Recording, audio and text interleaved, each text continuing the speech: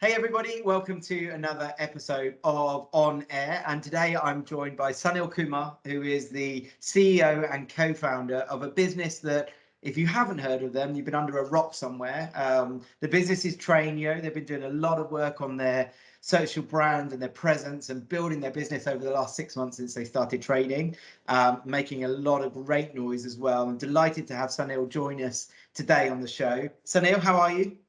Yeah, I'm good, thanks, mate. I appreciate you having me. As we just spoke about, I'm a little bit nervous. I've watched this podcast a couple of times before, so yeah, nerves hit, but I really appreciate you having me on. Thank you. Well, you're the star of the show today. Enjoy it. It's great to have you on. Look, we're going to dive into a topic which I think is a really exciting one, which is around your startup journey. And look, what we don't want to do is dive into, well, this is what we do, this is what we did day to day. But what we want to do is just try and glean some of those learnings that you've got in your first 6 months of launching a business, going fast, growing your revenue, winning clients, making mistakes, no doubt, and learning, and see if we can get other people who are thinking of founding a business, have founded a business, to learn from that journey so far. Before we go into topic though, we like to get there quickly, but let's just give you 2 minutes, as always. Who's Sunil and who are Trainyo, for the people that don't already know you? Yeah, so I recently co-founded Trainyo. I have ADHD and dyslexia. School just really wasn't for me. I was not academic at all. So figuring out a career path was a lot of happenstance and a lot of luck and meeting good people. One of those people was my co-founder, Omar. Both of us were in recruitment at the time without degrees, wanting to break into SaaS sales, wanting to break into tech sales, but not sure of how. And in the process, we encountered quite a few hiring biases. And over the past couple of years, varying degrees of success, we created Trainyo to help people like us from similar backgrounds to break into the sector. So interesting stat, 85% of the people we help are next to minimum wage. And we allow them to receive really high quality training from industry professionals, from the top performing SDR to sales loft to the global head of sales at Cognizant. And over 8 weeks, about 70% of the people we take on graduate, and they are super qualified, super vetted SDRs, and they go and become SaaS salespeople. Love it. Love it. Well, thanks for that. And it's exciting times for the business. So for a bit of context, you're about 6 months into the business being real. I'm guessing there was a period of time before it was real that you spent thinking and planning and coming up with ideas. What did that look like? What did that period look like? And how did it all come about? Well, it's funny because I knew I wanted to build an SDR bootcamp since I got into the space. I spotted that there was a bunch of SDR bootcamps in 2019. They started popping up around 2017, but I became an SDR in 2019. And during the pandemic, I featured on a company called SV Academy. They're actually the largest SDR bootcamp based in San Fran. I featured on their podcast on how to land an SDR job using cold calling, using video prospecting, mostly cold techniques. And I then got a lot of interest from their candidates saying, hey, paid for this course, but I haven't received maybe the best training. And I watched your podcast and it was very insightful. Could I meet with you and get some more tips? So started to help those people, and they actually, everyone I met with landed a role, 16 people in total. So then I started to think, well, there really is a business here. And I'm really passionate about it. I've ended up doing it for free, just out of passion. I should absolutely have a run at this. And I was with a consultancy called RevCelerate at the time, and I was building SDR teams as a contractor. I got together with Phil, who was the CEO of that business, and I said, hey, this is my idea, this is what I'd like to do. And for a number of reasons, including winning a large contract with Outreach, that got put on pause and we didn't do it. And I got approached by, and this is a big lesson for myself, I got approached by a business called Salescalator, which no longer exists, and the CEO of that business. And he said, hey, SDR Bootcamp, we've been operating for 12 months now in Stealth. We've ran 2 cohorts, placed over 80 people, and we've netted some revenue. We're not profitable yet, but we're now looking to scale what we have. Would you like to join me as my co-founder and COO? It's like, wow, that's a ridiculous coincidence, right? Off an email. So I met with the person, and I took an equity stake in the business for no money, just equity, just to share my share my ability and grow the role. After about 3 months of doing that, we had another co-founder in the business who's a very experienced sales development director from Clear Auto Analytics, named Sam Griffard. He's an advisor to Trainyo to this day, a good friend of mine. And we also had people like John at Cognizant, John Eiler at advising us, and also my first sales director, Alistair Henderson, who was an amazing inspiration in my SaaS journey. And they sort of looked around and said, well, you're in business with a founder who said he's run 2 previous cohorts, said he's got this much in the bank, but realistically, we've only seen a website. And it was a very, it wasn't a healthy environment to be in. And the founder was a bit aggressive towards his co-founders and the other people around him. So I took the opportunity, based off advice, to say, okay, I'm going to create my own thing. I'm going to find another co-founder, but I'm going to bring all the people who are involved in this business with me, because we've found something we're very passionate about. We've agreed there's a problem, and we know we can do something to solve it. So I took the advice of those around me, which I'm very grateful for, and founded Trainyo in September. And 6 months later, we've changed approaching 50 lives by this point. So we've taken 50 people who didn't really have a lot and placed them in very well-paid SaaS roles. Amazing, amazing.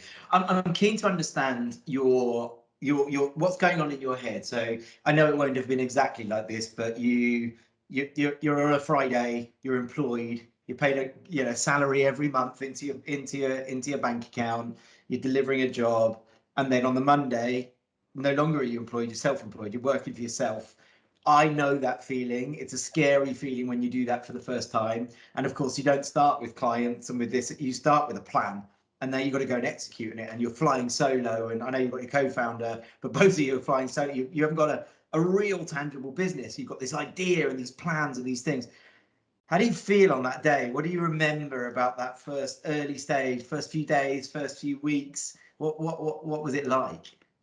Anxiety, right? It was really scary. At first, it was just myself at first, because Omar, I think, took about 4 months of me constantly pitching and at one point getting on my hands and knees and begging on the phone, saying, can you hear me beg?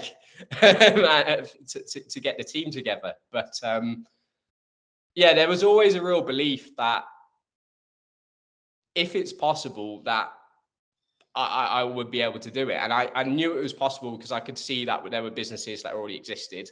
And I think if you're going to take that step and if you're going to do something, you need that internal belief. Otherwise, it's probably not worth it. That's probably a warning sign, right? I've certainly been there before where I've had ideas and I haven't been compelled enough to do them. I felt like this was the right one. I'm keen to understand, like, what were your priorities? So when you land, you're the CEO of a company of one. Off you go running. You can be everywhere. You could choose every moment of the day. You're making a choice. What do I do next? Where do I put my focus? Where do I put my attention? You can't be everywhere all of the time. So where did you prioritize? Where was your main focus, or where were your main focuses when you started off? Well, I thought the first thing we needed to build, which is very cliche of sort of 2020, 2022, the past couple of years, is a brand and a community. It's so real. It's so important. If you're a small company with one or a few voices, you can still build a brand that goes beyond those few voices. And that in itself allows you to build off it, right? You can reduce your cost of sale. If you're operating on a two-sided marketplace like us, your cost of acquisition as well.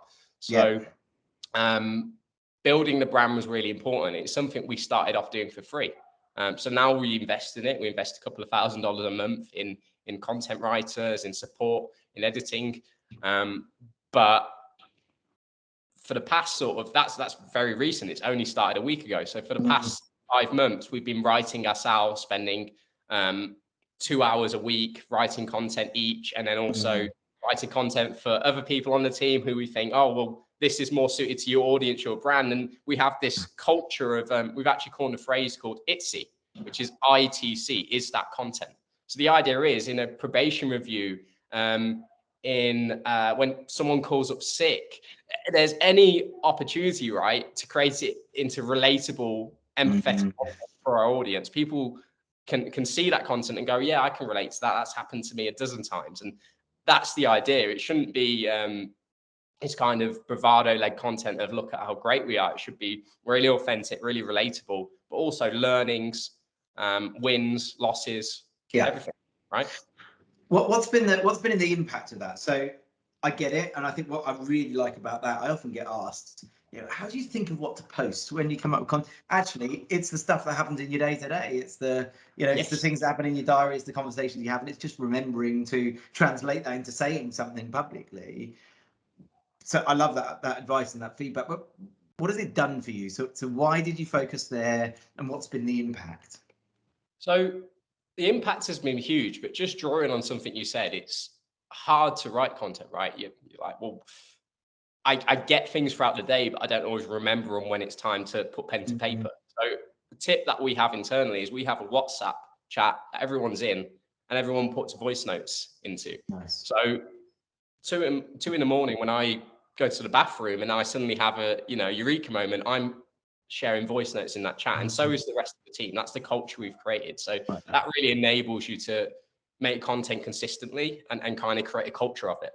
Yeah. I think that's really important. Now, as for the effects of it, well, most of our business comes via inbound, and that is the majority of which is enterprise business. It's well-known names. It's Laceworks, it's SalesLoft. So I would say the effect of being able to go into meetings as well, even ones that we've gone and outbounded, the majority of which already know who we are because they're on LinkedIn, because they live on LinkedIn and they've seen our content from one or two places. So that's social proof of, I'm not sure if it's social proof, but social proof of people knowing you who know them. It makes a huge difference. It's kind of like we're already validated when we're not really. I'm keen to dig into I guess the people you've chosen to surround yourself with, because one of the things I consistently hear when you're building a team, whether that be you're employed to to run a new region for a bigger organization, or whether you're starting your own organization, your first 5-10 people you surround yourself with are really critical. They make or break you early. What's been your philosophy with that? What have you looked for in people? What have been the common threads and traits that you think you need in your team?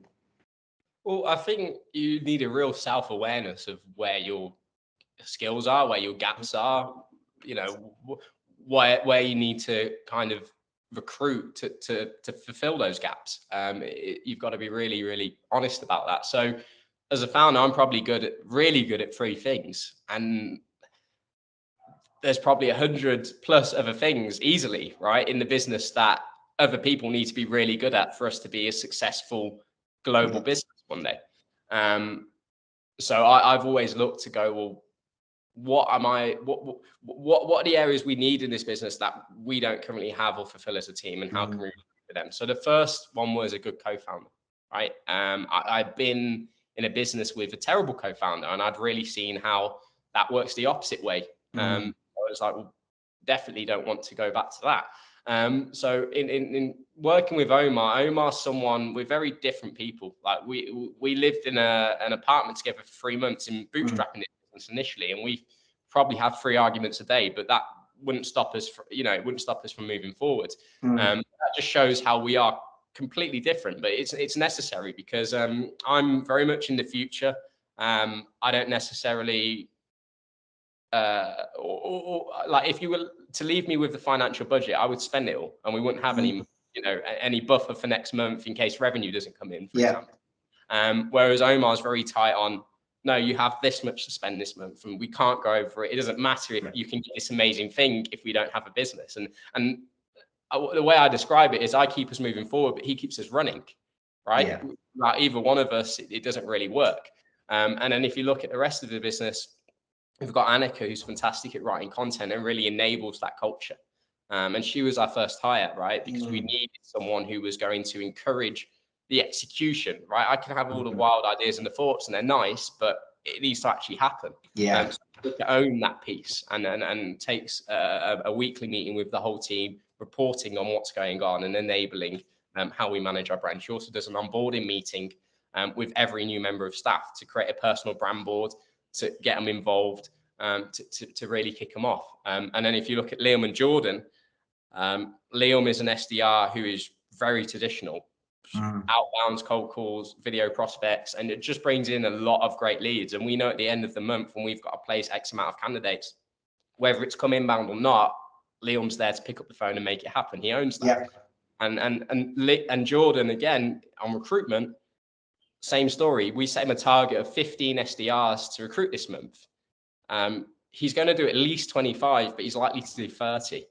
So in hiring a really strong team, the foundations are set to kind of scale. Each division, if that's the word, has a natural leader in it, or at least someone who can teach another person how to fish at the very minimum, which is, I think, very important to kind of look at it as it scales.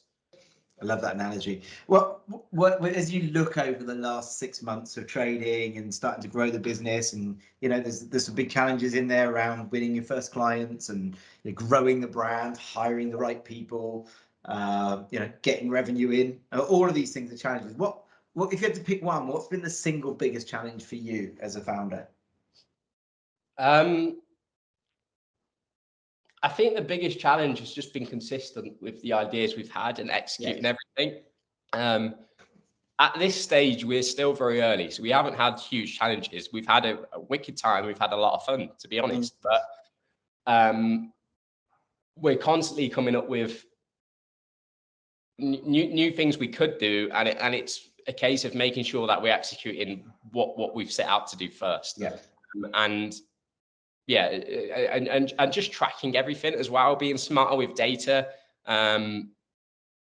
I feel like we're now going through a process of, as we hire, actually creating processes, actually working with data, actually being smarter about how we do it. Because at first we were very fortunate to get PMF on whether you talk about on a large scale, obviously not, but on a micro scale, we certainly achieved PMF very early on. So I think, that was very fortunate. Yeah, it's interesting, but that's when you've got a good idea, right? When the product or the offering is right, and there are some people that get that right, and some people think they're getting it right and don't for whatever reason. Then they have to adjust and tweak, and sometimes it's okay, and that's when you got to run a lot harder. It certainly feels like you're in the right place at the right time, and kudos to you for doing that, because that takes some foresight and some skill. Or maybe that's you looking forwards, as you said before. The analogy of, I used to call my business partner my broom, because I used to make a mess and he'd sweep it up after me. And it feels a bit the same there, that you're doing that creative, let's move this forward, coming up with ideas. And probably for every one great idea, there's another idea that's not so great. And you've got that stability, that rock underneath that just holds everything together. That dynamic is so critical, because you end up with two people too similar, and you're in a bubble, right? It's very hard to innovate, very hard to move forward. But it sounds like you've created a really good way of working and mechanisms of driving the business forwards. I think we have, and the other side to it is as well, we're very fortunate in terms of the advisors we have. So we've got great advice right from the start.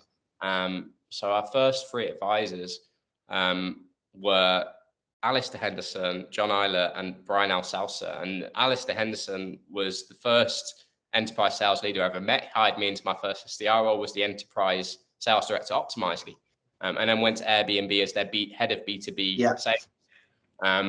So he's, this guy charges $3,500 for 4 hours a month, for 1 hour a week. And we get probably a day or two, at least in the early days, we got a day or two off him, me and Omar, a week for no money, right? Just because he had some equity in the business, and he wanted to do the right thing. For example, his equity stake, he actually reduced it by 70% because he just said it's the right thing to do. He said, you're giving me way too much in this business. So that's the kind of person Alistair is. And the same for John and Brian. They were around from the start, received no compensation, but put their brands behind us, put their network behind us, and really gave us that validation in the market that has allowed us to, it's a lot of trust that we've built off. So we couldn't have about that, to be honest. Yeah, love it. And let's look forwards. Obviously, it's something you're good at.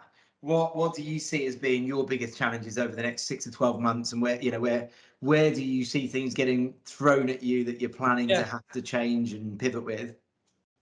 So I think the biggest challenge we're going to face over the next 6 to 12 months is hiring the right people and onboarding them in the right way fast enough. I don't see huge challenges with finding customers, with finding candidates. I just think it's going to be finding the right people and making sure they are comfortable and happy with our business and that we have the right support around them. Because even in the early days, that is tricky. And you have to find people who are willing to be completely, self-starters to a degree, but also you do want to be there to support them, to give them the environment they need to succeed. But I'd like to do more of that, and I feel like that's much more necessary. Next month we're going into America, so literally a week or so, just over a week or so, and that's already going very well in terms of initially finding our first customers, our first candidates, and putting together the training program. That hasn't been too tricky. I mean, a lot of people have sort of asked me, well, don't you think you're biting off too much going into America remotely when you're not there physically? Well, the truth is I've been in Colombia since July, and we launched in the UK in September. So we've never really been anywhere physically. It's a remote world. It's not that necessary to be there. I'm sort of on the time zone in a way.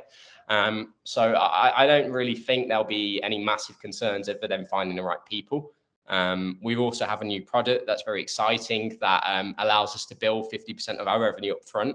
And that's massive in terms of being able to scale faster than we could before, because now we're not waiting 2 to 3 months to see cash flow. It's interesting, isn't it? Because that's something that comes from the learning. So you don't necessarily see that up front and you go, oh, we got a problem. Cash flow is going to be hard, because the more you scale, the later you get paid, the harder it gets, and you're reacting to it, which is fantastic. So it's great to see. I absolutely resonate with that. I mean, I posed the question on the people around you so far, but I don't think that the importance of that ever goes away. It is always a critical part of growing a business, and if anything, it becomes more and more critical as time goes on. Sunil, thank you so much. Really interesting, just gleaming some of your experience over the last 6-12 months. What's been going well, and it sounds like a lot has been going well, and some of the challenges ahead. I'm keen to just give you the opportunity to help us with two things. One, who should be talking to Trainyo? Who can you help? And two, how can they get in touch with you? Yeah, so anyone who's looking to hire SDRs, who maybe has a problem with hiring SDRs from diverse backgrounds, should definitely speak to us. That's where we're, I'd say we're the leaders in the market at that. You can contact me on LinkedIn, through the website, any of the team. We're all very responsive socially. And I'd absolutely love to help if you're either looking to break into the space or looking to hire people breaking into the space. Brilliant. Absolutely wonderful. And look, I'll be watching your journey with Hawkeyes. I think it's great to see. Really keep paying attention to the moves you're making. It's genuinely making a difference to the industry. And I think you'll hear me say this a lot, no doubt. I'm a big fan of anybody who's elevating the sales industry. It needs it, and we're all trying to pull it up in the right direction. I think by giving people from the backgrounds that you're giving people the opportunity from, the opportunity to get in and get involved and go and earn a really good living in a great industry is very, very valuable work, and I admire you for it. So Sunil, thank you so much for joining us on the show. Really appreciate it. Thank you very much. Cheers.